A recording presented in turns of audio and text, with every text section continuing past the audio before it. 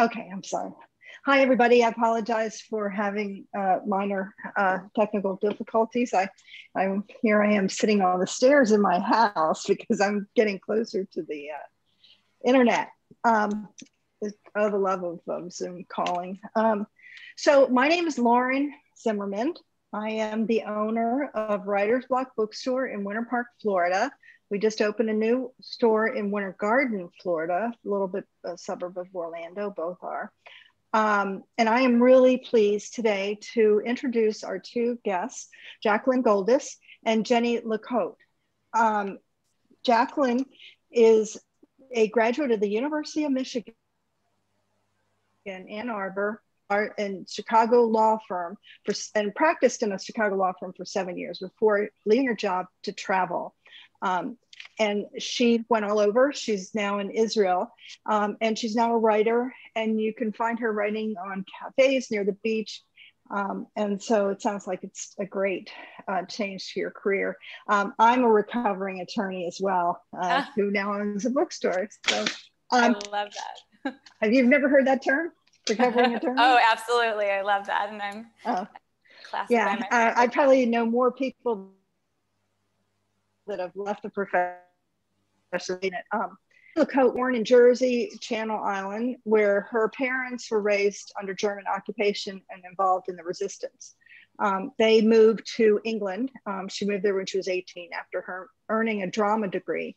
And she spent a decade of alternative comedy circuit and as a feminist stand-up, which that's pretty cool. She also wrote for the newspaper and women's magazine, and she's worked on TV and radio. And she was a screenwriter for sitcom to sketch shows. A love of history and factual, and a return to her island roots brought her feature film Another Mother's Son, which is on Netflix, that was made in 2017. She is married to television writer Gary Lawson, and they now live in East Sussex. So she has a new book out, The Girl from the Channel Island, which is also her first book. I've interviewed several screenwriters that have moved over to writing novels. It's really fascinating. I'm sure a lot of your techniques carried over into how you write. So anyway, I'm excited that you're both here, and we're going to have a conversation amongst each other about both of your new books, which is fascinating. We'll have a link on our website where you can buy, both books, and we will be having a replay of this on our website. So I encourage you to share it with your friends and to watch it again and to read their books and support our authors out there. I really appreciate everything that authors do. I know it's tough right now. Okay, so why don't we begin? I'm going to ask both of you to start by just what I call the elevator pitch of your books, just to so we have some background about your books and what they're about and all that. So Jacqueline. Yeah. Well, this is my debut novel, When We Were Young. It's about a bride right before her wedding, when her old love comes back, and he's there to tell her why he really broke up with her the last summer that their families vacationed together on the island of Corfu in Greece. And meanwhile, the bride's grandmother begins to correspond with a lover she lost during World War II on the Greek islands. And as the wedding nears, family secrets abound and unravel, and second chances present for paths not taken. So. Very cool. Okay, Jenny, what's your book about? Okay, we don't do elevator pitches in the UK, so this will be very hard. But yeah, this is The Girl from the Channel Islands, which is the North American edition of my novel. And it's a book based on a true story of a woman called Hedy Berku, who left Austria to escape the Nazis in 1938 and ended up in Jersey in the Channel Islands. As a young Jewish woman, she picked the wrong place because they became the only British territory that fell to the Nazis. So this book is about her story of survival over the 5-year occupation and her romance with a German officer who basically saved her life when she had to go into hiding. Interesting. Well, and I congratulate both of you again for having books coming out during COVID. I know how hard it is, especially for first novelists. And I sympathize and so much in what you guys have gone through with this new normal, and nothing beats live events. But then again, if we look at it in the positive side, I would never have had this opportunity to meet both of you because we're intercontinental right now. We're in on 3 different continents. Maybe is England and Israel on the same? Yeah, do I need Asia, a geography lesson? Asia, Europe. Asia, Europe. Okay, so I'm going to go ahead and let you start asking. There's some questions that you guys are going to ask each other, and I'll go ahead and have you ask. And I also encourage those that are viewing to please put questions in, the chat box, and we'll look at them. Any kind of questions, especially they're interesting since they're in Israel and in England. I'm sure they'd love questions about what they're doing there and their writing styles in Europe, if it's any different. Okay, so begin. Yeah, we have a few questions we thought we would kind of go back and forth and ask each other. We're both debut novelists, and we both have books, kind of lesser known stories about World War II. And we both have family connections to what we wrote about. So our first kind of question to each other is, what were our inspiration for the novels? And I can start and then pass it over to Jenny. So for me, I find when I have an idea for books, it's usually like 3 ideas that kind of come together. And the first kind of glimmer of inspiration I had was actually when I was on vacation in Jamaica. And I saw 2 kids playing together on the beach. And one of the kids kind of said goodbye to his friend and was running away because his mom was calling him because they were leaving to go back to wherever they were from. And he said to his mom, "I'm really going to miss Mason." And I just had all of a sudden this picture of 2 families who only know each other through vacation. And like maybe they would vacation together every summer, and then some secret would come between them. So that was my first glimmer. But I really had this feeling that I wanted to write something about World War II. I love multi-generational stories. And my grandmother, my dad is from the Soviet Union, and my grandmother escaped the Nazis in Ukraine on the last train out of her small town. Her train was bombed. And those of her family who didn't manage to escape, so her parents and other family members, were murdered in mass graves outside of their small town. And I always kind of thought about, I never got to meet this grandmother, but I always kind of thought about what that was to carry all that tragedy through her whole life. And, there was so much being a Jew in the Soviet Union, and then kind of finally fleeing to America that she probably held and maybe didn't talk about much. And I really kind of wondered what that would be like, maybe for someone later on to confront what they went through earlier in their life. And I have a grandmother I'm really close to, my maternal grandmother. She actually lives in Florida, where a lot of my family lives, in Southern Florida.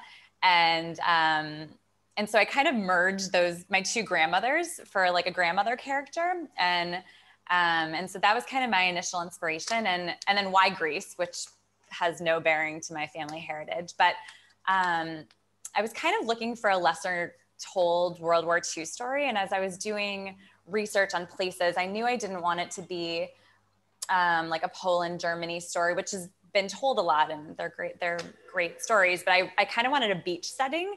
I really like beachy books, and I didn't want to do something like at the maybe apex of the Holocaust, but something maybe more on the fringes.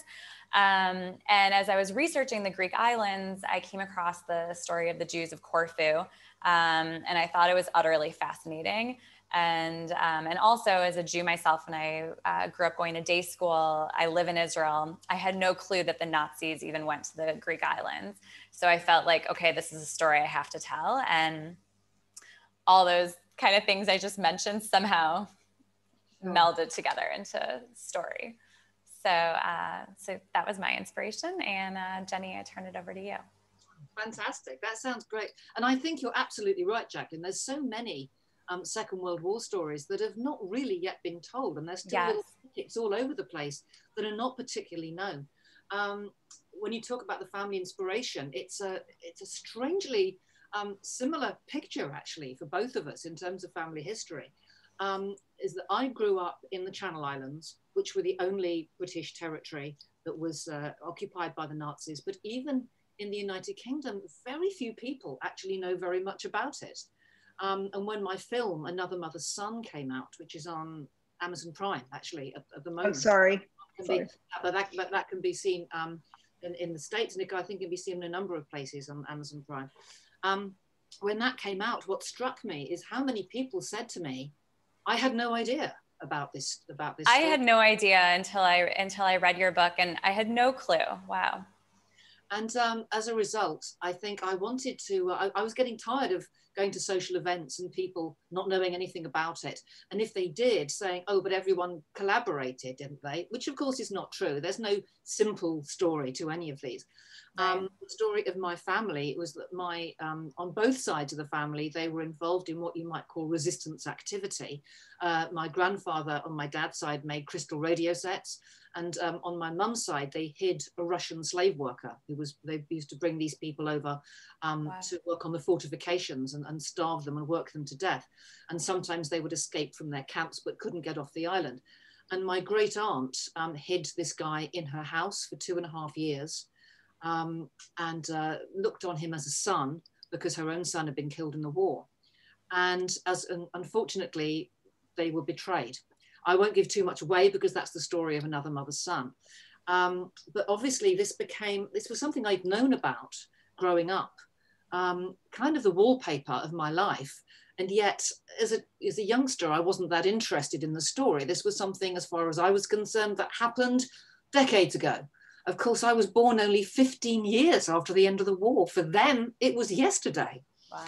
So as I got older, I started getting more interested. I think that happens as you age. You become more interested in your history, your family history. And so I researched that story and became interested in the occupation as a whole. And then when, after the film came out, or around the same time the film was coming out, I discovered another story through Gilly Carr, who's an historian who I know, very good Channel Island historian, who had researched the story of Dorothea, who took Hetty in and was given a Yad Vashem posthumous award for her bravery. And she sent me some links on the BBC, and it was such an interesting story. And there was so much information about the occupation, I hadn't had space to get into the screenplay, because of course a book is much more expansive than the small format of a screenplay. Mm. So I thought this would be a chance to tell a wonderful, uplifting story about a little known part of even the Jersey occupation, and also a chance to use all the stuff about the occupation I hadn't had a chance to use elsewhere, and to give a sense of the background. So yeah, that was the inspiration for the story for me. Wow, I love that. Yeah, it was really mind-boggling to me that, I mean, like I said, I thought I knew so much, and the fact that I had no clue that any of the British islands or territories had fallen to the Germans, it was shocking. Well, the amazing thing about stuff like this is that it sets you off on a path of discovery for things. Right. Because this morning, although I'm afraid, didn't get a chance this week to read your book, though of course I will now, is that I looked up the history of Greece during the Second World War and discovered so many connections to the Channel Islands. The fact that the German occupiers starved the local population. Yes. And the fact that the British government as well did nothing to help the Greeks in terms of supplying them with food, because they felt that the Germans might take it. But of course, inadvertently also starved the local population. And that's what happened in the Channel Islands too. There was a famous note from Churchill after the D-Day landings, when they were asking for Red Cross parcels, and Churchill wrote in the notes, he said, "Let them starve." That shocked me when I read that in your book. Yeah, wow. Because, you know, they didn't want the Germans to take the food. I understand that, but by definition, you're also, you know, people are going to starve. And a lot of people, Channel Island is did starve to death, and many were close to it. And if it hadn't been for the Red Cross appearing at the end of 1944, many more people would have died. So I also didn't realize how long, or it was surprising to me how long the Germans occupied the Channel Islands. Like, it wasn't, because in Greece, in Corfu, they came in later in the war. It was like 42 maybe, but they came in 1940, right? That's right. I suspect the reason that Hedy, for example, arrived there in 1938 was because she thought that she would be safe there. She was on the other side of the continent, right? Escaped from Austria, but she's going to be safe anywhere. Yeah. Yeah, exactly. I believe she was intending to go to the States originally, and I don't know quite why that happened. It may have been she ran out of money, but yeah, staying in Jersey turned out to be a very poor decision for her. And wow. If it hadn't been for the people who looked after her, then she who knows what might have happened. So yeah. Yeah. So when you started the book, so you, having seen these kids on the beach and wanting to tell this beach story, so what was your process? How did you go about it? What is what's your process as a writer? Are you an engineer like I am, or do you tend to or you sort of flights of fantasy and you go where the imagination? Yeah, I love talking about process because it's so fascinating to hear other authors' processes to me. I'm not a, they say pantser versus plotter. I'm not a pantser. I'm definitely a plotter. I like leaving kind of wiggle room to kind of see where your story takes you, but I like having that wiggle room within constraints. I can't imagine just kind of sitting down and writing and seeing where it took me. So yeah, I always plot first. And the plot of the book kind of very much stayed the same from when I started to the end result, but I don't know that a single word remains from, my first draft to the last draft. So, and then one big change is I had originally not envisioned the historical part being as like such a big part of the book. Not such a big part of the book, but I didn't write it initially as historical. I wrote it in contemporary letters told between kind of the lovers in modern day. And that was a change that my publisher asked for, and they were so right. It made the book so much better. So sometimes, you can't see it from the beginning. Sure. What's going to serve the book the best. Because when people talk about notes from editors and publishers, and I think it's interesting that once you have a little bit of experience, people always say, how do you know, if it's a good note? And I think really it comes down to experience, and you sense it after a while. The note is completely wrong and you're thinking, I don't understand this makes no sense to me. Or the alternatives, you go, oh, why did I not think of that? Can I do that? That's amazing. And it takes you off into a different place, which is great. It's so true. And I think, at least in my experience so far, I think more often than not, when I get criticism from someone good, it's usually valid. At least that's been my experience. What is your process like?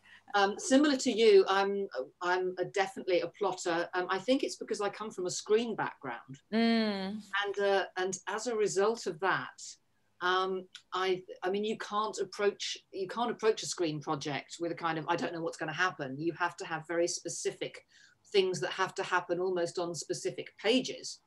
So the idea that you would just start off with Act 1, Scene 1, Jeffs comes into the room. I don't know what's going to happen is insane to me. I don't know how you would write like that. So I'm a real engineer, and that's why, and I find writing really hard. Lots of writers say, oh, I love to write every day. I have to drag myself into the office, make myself do it, because for me, particularly starting a new project, it's like digging the foundations and laying the drains. Oh, I agree. Doing brickwork. Yes. And it's much later when it gets to be fun and you start, the characters start to come to life, and maybe little things happen that you weren't expecting, and it does start to morph a little bit into something not quite as you expected. But I always have to go back and say, hang on, where's it going off to now? Because I don't know if that's going to help. And if I stray too far away from the main road that I planned, can I get back there? Do I need to get back there? So yeah, I'm a real engineer, and I like to go back and fiddle. I'm at that stage now with the second book, where I am going back and fiddling. I've just read the first draft, which is of course horrible, and I have to go back and look at the things that that are not working and try and figure out fixes for them. So yeah, I'm fascinated what you're writing next. I mean, I don't know if you can talk about it, but I was wondering when I finished your first, what your next book would be. Well, actually, it's another Jersey story, but because I feel that I've written everything I can about the occupation, this one is set just after liberation. So it's set in, and again, when you talk about multi-generational stories, I've not done that before. So this is a new experience for me, and I'm struggling with that because it's really hard to make that work. And it's a story that is set partly in 1945 and partly in the 60s. Oh, wow. So what I'm trying to do is bring a little bit of my childhood into this book. And I realized the process of researching these two projects has been that I realized the enormous impact of the occupation on generations afterwards, on my parents and my grandparents, which I didn't really notice growing up. So I wanted to write about that because I don't think that's been done. I guess that must have been part of the feeling of your story as well, in terms of your grandmother and yeah, you know, I wrote about it in my at the end of the book, like the trauma of post memory. Like I think that I think subsequent generations really do inherit some of the trauma that their ancestors went through. And I know even as a child, I had nightmares about the Holocaust when I was like young, 10, 11. And I actually wrote about that. Kind of I gave my protagonist that characteristic too. But I do think that these kind of traumatic events have massive implications for the generations to come. So yeah. And I think there was a lot of people in the Channel Islands, and I'm sure it was true for your family as well, who suffered a kind of post-traumatic stress. Mm-hmm. And I think now of some of the behavior of my grandparents as I was growing up. I interviewed my grandmother about the occupation a few years before she died. And it was really difficult to get her to talk about it. Initially, she really didn't. And if I asked a question that she considered inappropriate, like I asked if local people ever had sort of social relationships with the Germans, because the ordinary German soldiers didn't really, you know, certainly after the beginning of the war, didn't want to be there any more than the locals wanted them there. Right. And I thought, well, surely we know that there were relationships between some people, and the practicality was that you were pushed together with these people on a tiny island. You couldn't avoid them. But just asking her that, she clammed up, and the look she gave me, it was as if I'd effectively accused her of some kind of collaboration or betrayal, which is not what I was saying at all.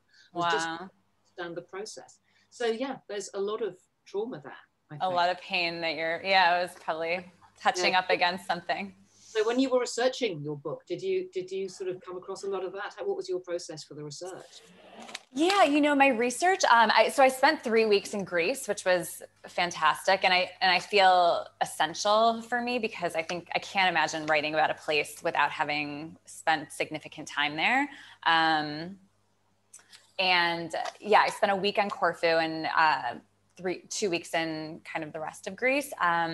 But you know, it was interesting because the Jewish population in Corfu before the war was 2,000, and 1,800 perished in the Holocaust, only 200. So only 200 Jews from Corfu survived, and many of them left. So the population on the island now is, you know, in the teens, I think. And they're much older and don't really speak English. So it was very difficult when I was on the ground to even connect with anyone who could tell me anything. But I did go to some of the landmarks, which I like. The synagogue, the main synagogue there is still standing. And for me, that was very powerful to, you know, touch the banister that I was going to write about and kind of feel that like tangible connection. And I went to the old fortress on the island where they imprisoned the Jews before sending them to Auschwitz. So that was very powerful. And then as I did kind of reading and research, and I talked to some experts, I realized that the Jews took a very specific path when they were sent to Auschwitz. It was because it was actually the longest journey of any Jews in the entire war to Auschwitz. I think it took 20 days. Yeah, such a horrific journey. And they ended up pausing at another Greek island, Lefkada. And they spent some of the Jews did, and they spent a couple days there in like some kind of it was described as like a garden that was fenced in and whatever.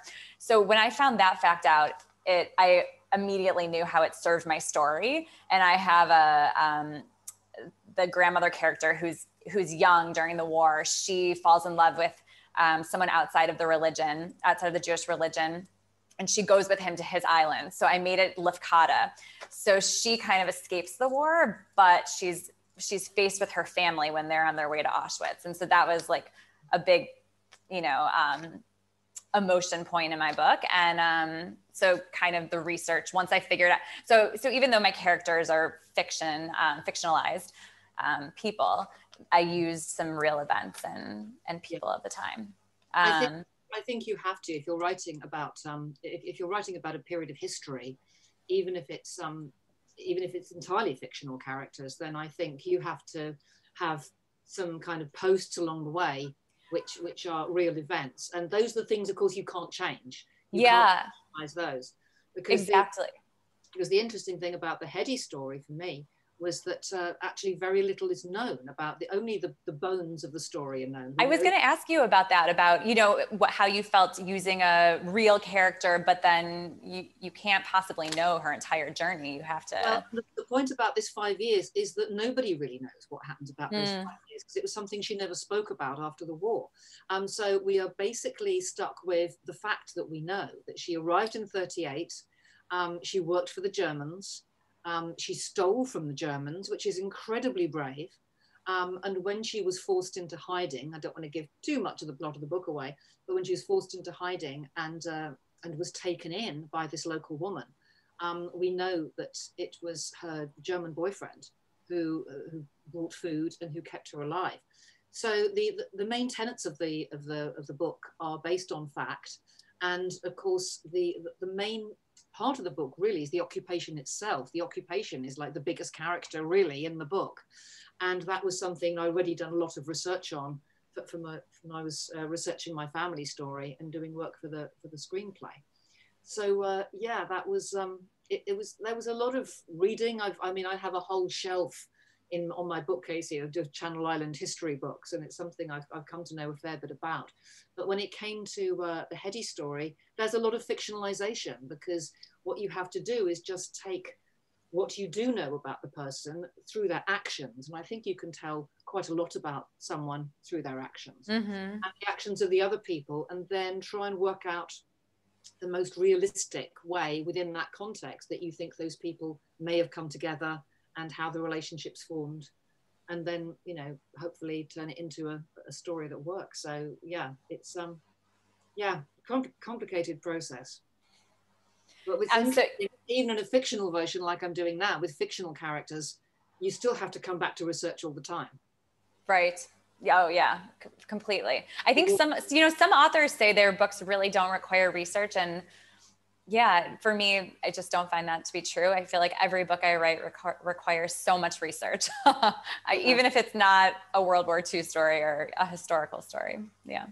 Well, exactly. I mean, that's the thing about whatever you're writing. I think you have to either it has to be a subject matter that you know very well, that you have no issues with writing about because you have the information, or something that you're prepared to research, because otherwise it's just not going to have that level of authenticity, I think. So yeah, I agree with you. The other thing I wanted to ask you was about your personal history as well, because I know what was that phrase that Lauren used before? Was it about recovering lawyer?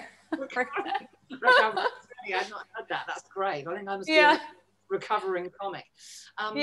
So but you worked for 7 years at a Chicago law firm, and then, according to your biography, you basically threw on a backpack one day, said that's it, and disappeared to the other side of the world. That's astonishing.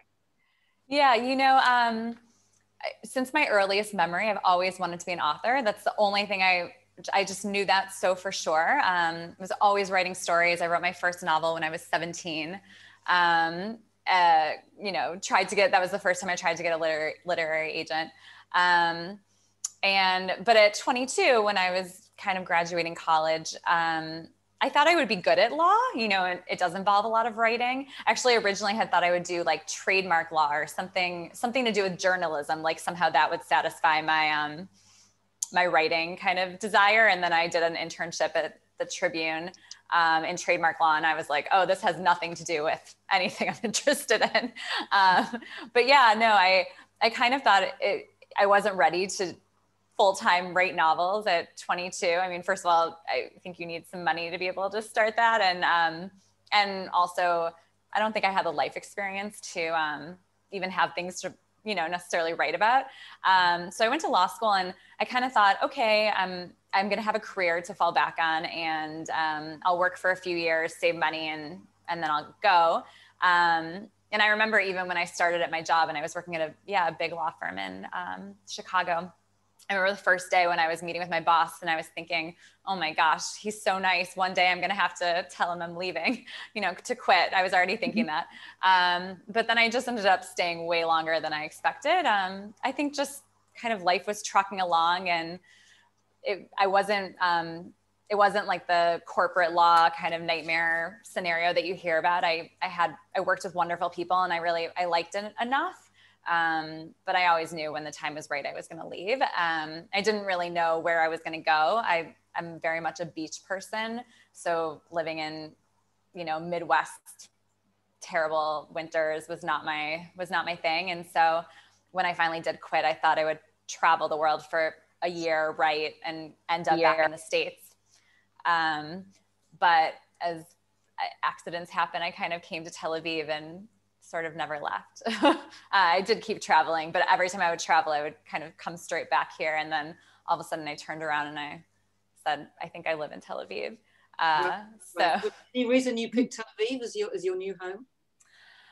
Well, you know, I love it here so much. It's a small city, which I love. It's much more manageable. I live kind of 20 steps from the Mediterranean. We have gorgeous weather year round. I have a lot of family here.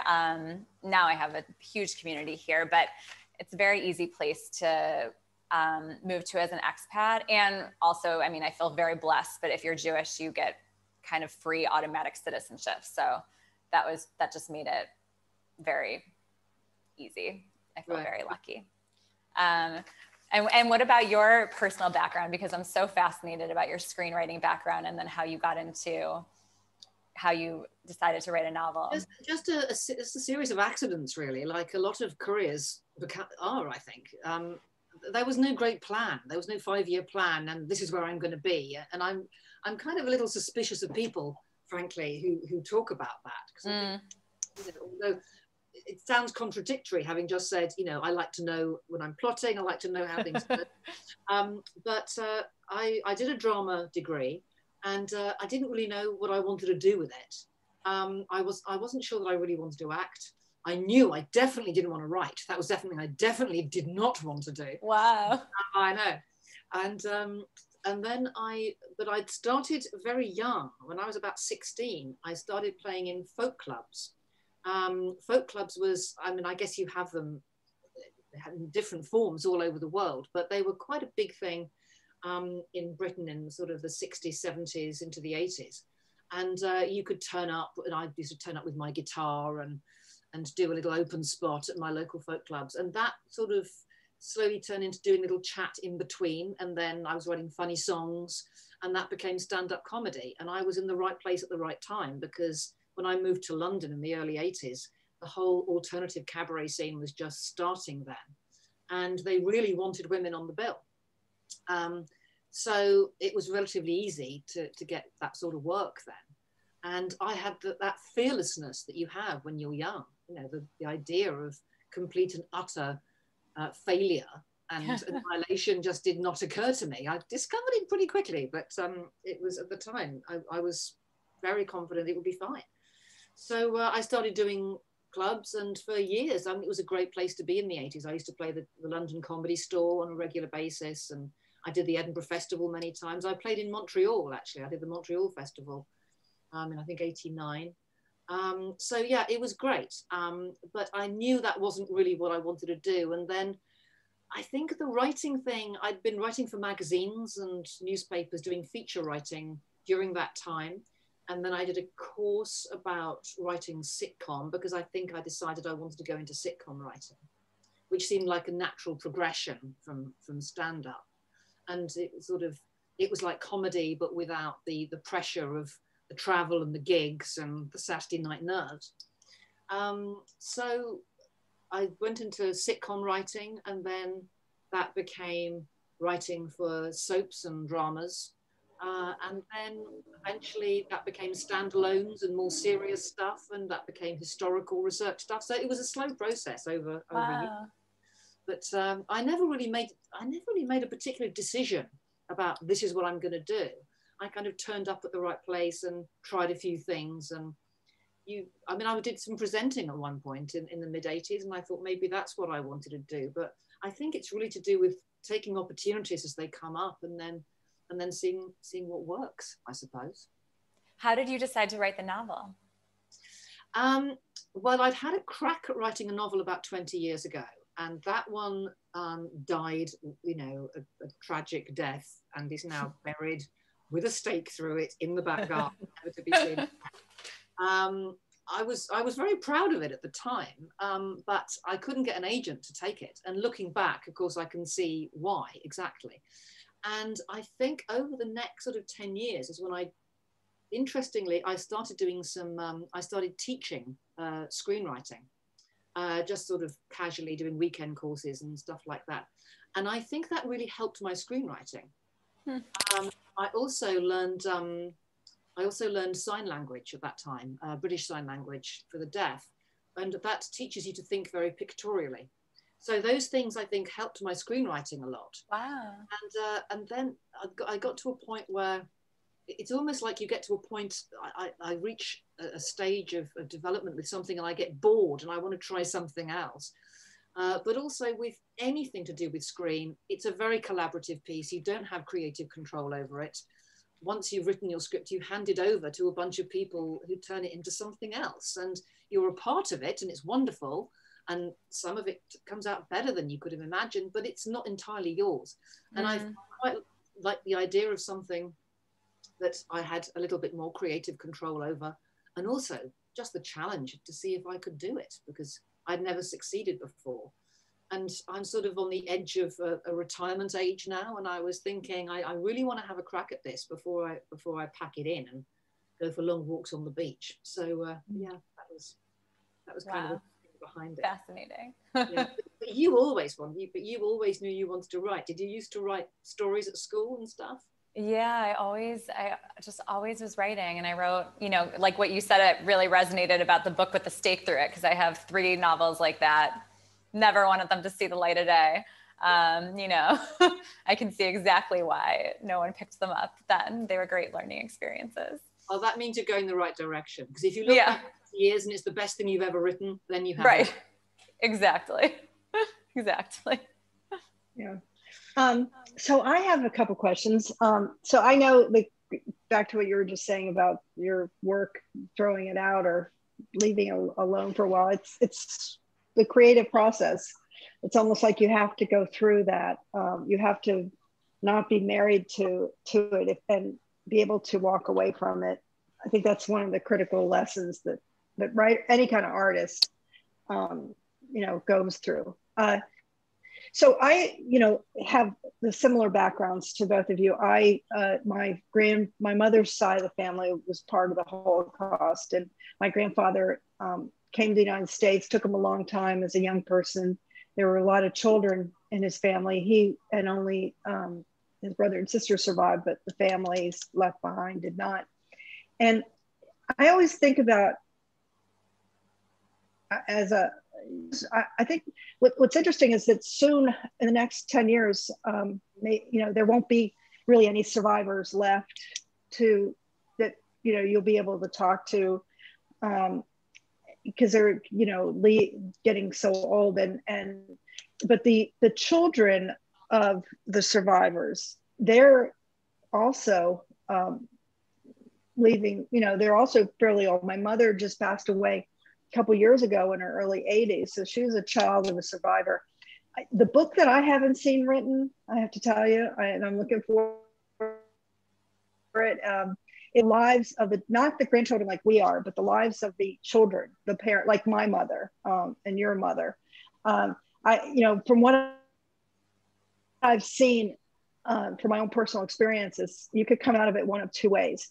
You could either come out of it having become stronger and succeeded and moved beyond it, and then you have others that were just so traumatized at a young age that they're a lost generation. And so the children, like who are being raised by them, we're not getting the right parenting that we should be getting.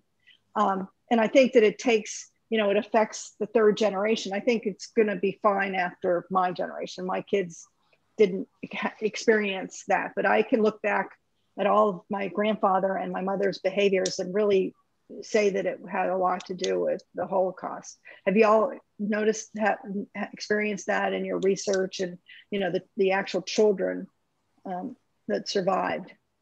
Well, I can just jump in and just say that's pretty much exactly the kind of angle I'm going for with the book I'm writing now, is to see how it affects and how that parenting is affected by the trauma that is caused to those people and the knock-on effect it has. And particularly within the small community, where there was a great deal of anger and resentment about behaviors.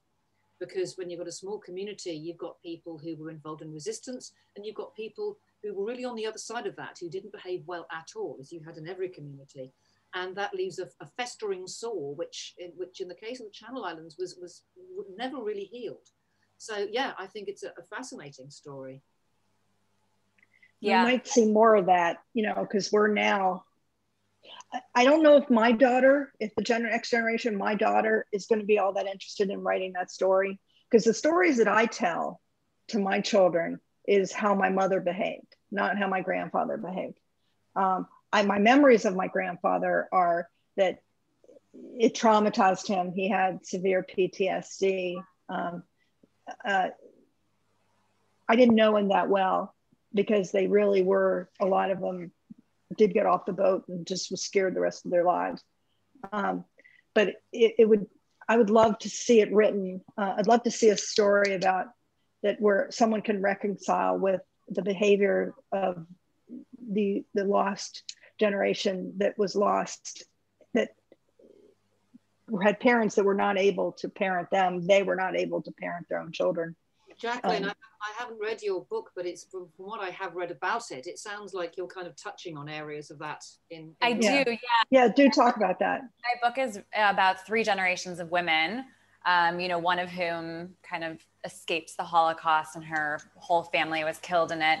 And then the granddaughter and the grandmother are my 2 main characters, but the mother, the daughter of the woman who escaped, is a main character. And there's like a line in the book where she says how, being the daughter of 2 Holocaust survivors made her doubly messed up.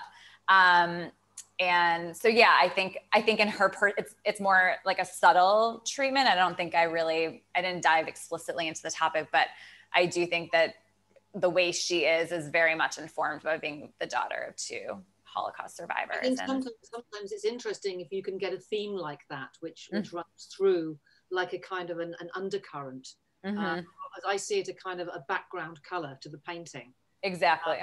Because I tend when I'm working on something, I tend to see it in terms of colors sometimes. And you'll be reading a chapter and you think it needs a splash of red here. Oh, I love that. It needs we need some sort of nice background ochre to this scene. I love that. So I think those kind of thematic ideas can be interesting sometimes. Yeah, especially in the next 20 years, when those are the people that are actually going to be asking the question. The writers are going to be asking the questions about not necessarily their great grandparents, but they'll be asking questions about their grandparents and their parents. And I'm just checking to see if we have any questions.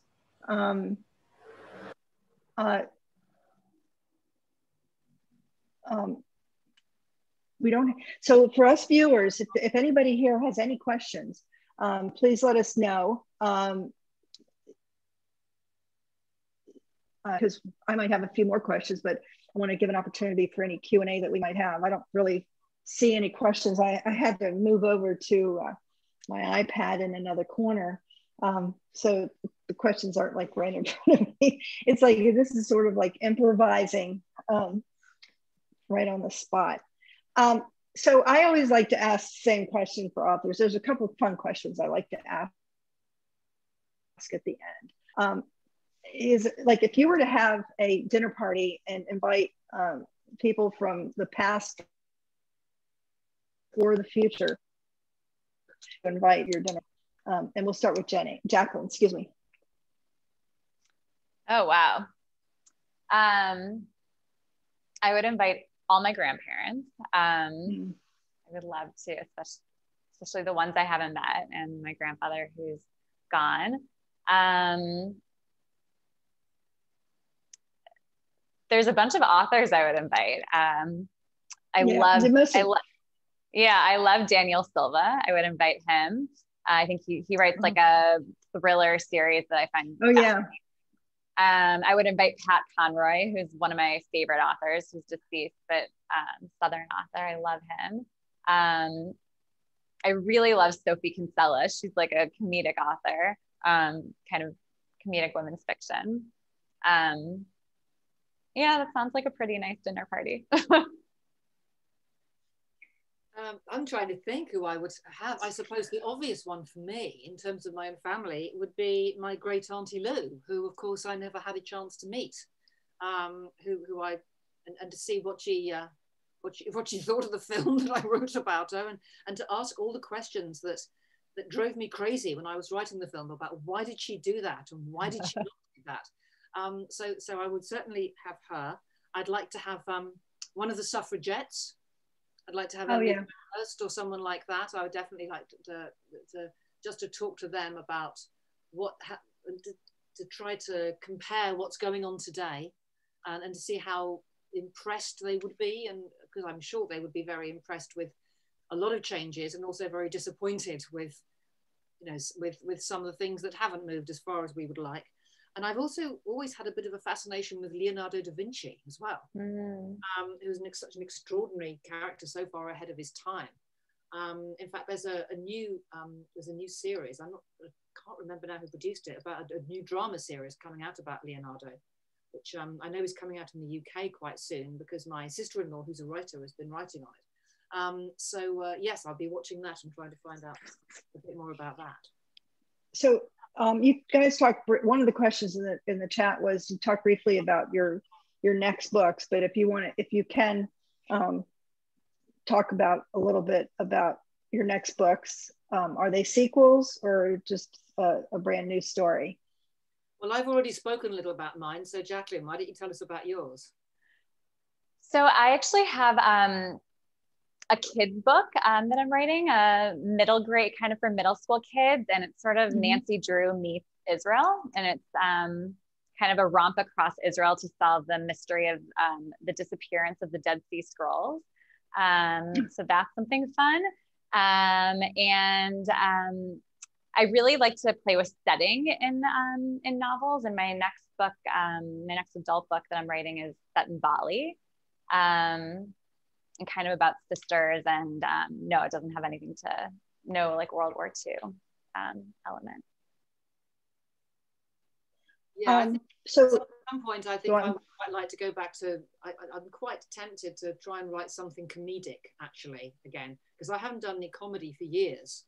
And although it's kind of a relief not to have to try to be funny, I also think, if people read The Gulf and the Channel Islands, they're going to be kind of surprised to find out that I had a comedy background, because it's not a funny book. So I'm hoping, I'd like to go back and do a little bit of comedy, maybe not in novel form, maybe in short stories or something else over the next couple of years. That would be fun. So one of the questions was, there's a lady from Philadelphia, and she's said that she's felt very lucky, and I agree with her, to be able to visit with all authors all over. So I guess curious about if you have any travel plans to come to the States. It's hard to say now with COVID and no publishers are being, they have, the publishers have, I think, given up the crystal ball and not saying anything. But unless you have some ideas about maybe, when you think that you're going to be coming to the States, hopefully for your next book. Jacqueline? Yeah, I hope so. I mean, who knows? Our next books hopefully will come out in a very different world landscape. Personally, my whole family lives in the US, and I was lucky enough to see them right before COVID started, and I was in the US in February of last year. So yeah, personally, I'm hoping to be back in the US sometime this year, maybe the end of the year. But certainly I hope for my next book that the world looks a little bit differently. Yeah, I mean, I've hopefully to go to Jersey to see my father who lives there, and that's only, that's like 30 minutes on a plane from here. So yeah, we've gone nowhere this year, and I don't know when travel's going to be possible in terms of insurance and quarantines and all that kind of stuff. It's really hard to project. I did promise myself that I would that I wasn't going to go over until Donald Trump was removed from office. So so the path is now clear for me to come over and spend some time. So yeah, I mean, I hope so. I have a number of cousins in the States, in all over the place. One in Florida, one in Pennsylvania, and another in Nashville, and another distant cousin in Los Angeles. So yeah, it would be nice to come over at some stage. I've been to the States a number of times in my life, but not recently. So yeah, it would be good to come back. Well, hopefully our fan that is watching today who's from Philadelphia, if you do when you do come back and you're visiting friends, that you get in touch with the local bookstore and set a visit. So another person asked, where do you like to write and what rituals? So I guess where you like to write, and also rituals, like do you light a candle when you start writing, or do you have like a system for writing? I call it circling the fort. I personally love writing in cafes. That's not been possible for most of the year, although Israel just very much opened up. So actually today I was working from a cafe. It was really nice. In terms of rituals, it depends kind of what stage of a project I'm in. But if I'm writing like a first draft, I need a lot of silence before. I feel like if my mind is too cluttered, it's hard for me to be in it. So I meditate and yeah, clear my mind that way. Yeah, I don't think I have any rituals and stuff, but like you, I need silence to work in. My husband is also a writer, and he likes to play music when he's writing, even though he doesn't really listen to it. It's sort of on in the background, and he's really not aware of it. I don't know how he does that. It's baffling to me. In our old house, our offices were kind of a little bit too close to each other, and sometimes I could hear him on Skype talking to his writing partner or playing his music, and I'd get up and slam the door and make a point of saying I need silence for me to work. But I wouldn't say I have rituals. There was a great quote from there's a writer's quotation book which I love to flip through sometimes, and there was one writer, I can't remember who it was now, said I need to be inspired every morning, and I make sure I'm inspired by putting a copy of the gas bill on the desk in front of me. That's a good one. Yeah. So I guess the person that asked the question about coming, to clarify there, she's talking about virtual events. Is there a way that people that want to track your career and follow you, they can go to your website to see, if you're going to be doing any other virtual events? Just let us know. Yes, on my website. Yes, it's on your website. Yeah, I have an events page that's not fully updated, but it will be. Yeah. Yes, I'm afraid my website is not updated nearly as often as it should be, but I do have a website at jennylecoat.com, and people can certainly see They can find out a lot about what I've done in the past on there, and they can also follow me on Twitter at Jenny Lecoat if they want to do that, and that's probably the best way of sort of checking out what I'm doing on a sort of a day-to-day basis with events like this. Yeah, things are so different with virtual events. It used to be like when they're live, you plan them months and months in advance and they don't change at all. And if the geography plays such a huge role in doing live events where it's almost impossible, you know, to be in one place than the other. Whereas now with virtual events, you can be in more than one place. You could be an event for Orlando, Florida at 1 o'clock, and at 3 o'clock, you're doing an event for a group in California, and you might have just found out about it 4 weeks ago or 3 weeks ago. So it's, you know, it's I guess now our fans, our readers just have to follow their authors rather than, you know, trying to find out from their bookstores.